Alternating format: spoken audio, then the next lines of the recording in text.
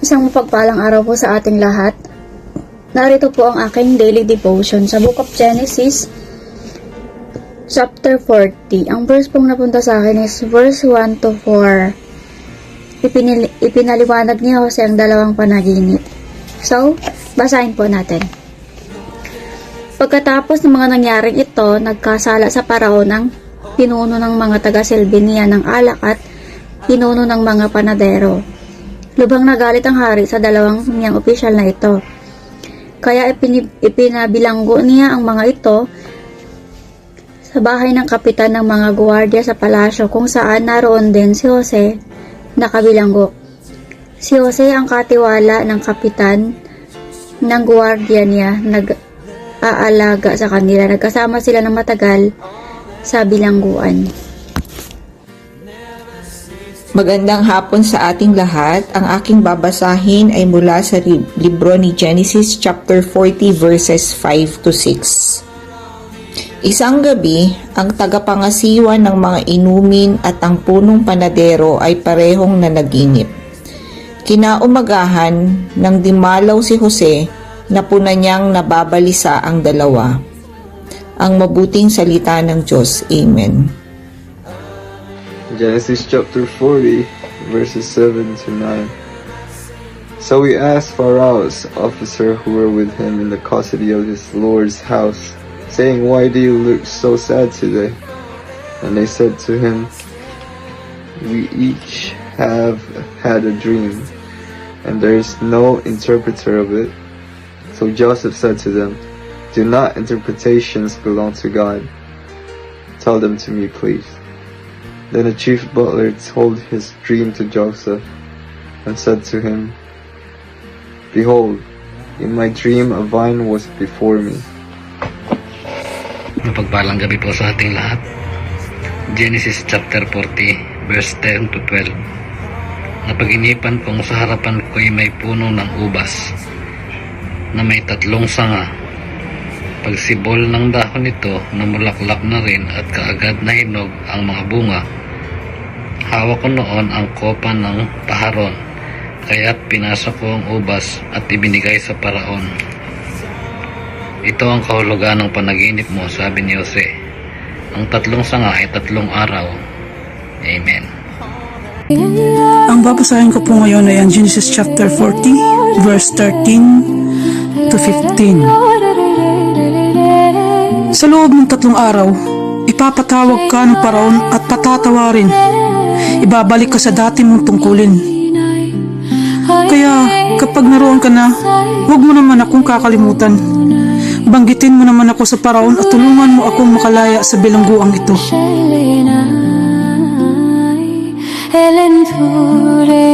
Ang totoo'y kinuha lamang ako sa lupain ng mga Hebreo at wala akong nalalamang dahilan upang mabilanggo rito.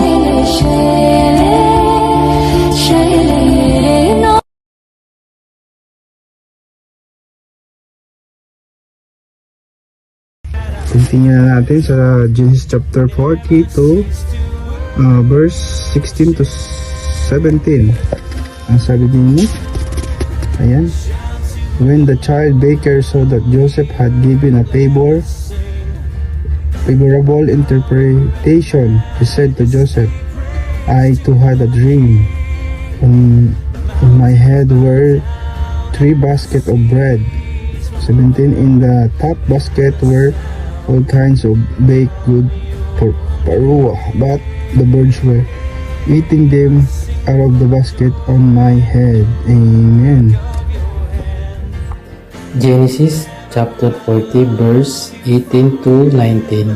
Sinabi ni Jose, ito ang kahulugan na panaginip mo. Ang 3 kain ay nangungulugan ng 3 araw. Hindi matatapos ang 3 araw. Palabasin ka ang parao sa bilangguan, pero ipapapatay ka niya at ibibitin ang bangkay mo sa kahoy. Tutukain ito ng mga ibon. Amen. Sa Book of Genesis, chapter 40, verse 20 to 21. Dumating ang 3 araw at ito ay kaarawan ng Faraon. Kaya nagpahanda siya para sa lahat ng opisyal niya.